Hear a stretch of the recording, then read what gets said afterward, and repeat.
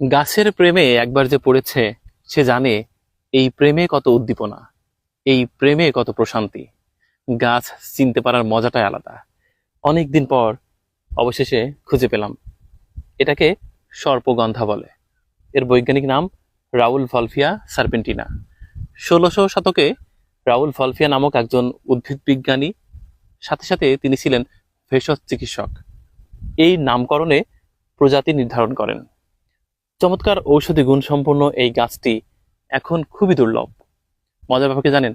যাদের অনিদ্রাজনিত সমস্যা রয়েছে তাদেরকে এর মূল চূর্ণ করে পানির সাথে মিশিয়ে খাওয়ানো হয়, ঠিক হয়ে যায়। হার্টের ব্যায়াম ভালো করে, স্ট্রোক জনিত ঝুঁকি কমে, উচ্চ রক্তচাপ নিরসনে এই গাছটির অনেক অবদান রয়েছে। অনেকে বলে থাকেন যে এই গাছ বাড়িতে রাখলে সাপ প্রবেশ করে না, কিন্তু এইটার কোনো বৈজ্ঞানিক ভিত্তি নেই। অর্থাৎ এই কথাটি শুধুই মাত্র প্রচলিত একটা কথা, কিন্তু এর যে ঔষধি গুণাগুণ সেইটা কিন্তু পরীক্ষিত। সারা বাংলাদেশের যত ভেষজ চিকিৎসক আছে এই গাছের প্রেমে পড়েছেন তারা। এর ফুলগুলো খুবই মুগ্ধময়, প্রজাপতিও ঘোরাফেরা করে। ফলগুলো দেখেন কি চমৎকার, পাকলে একদম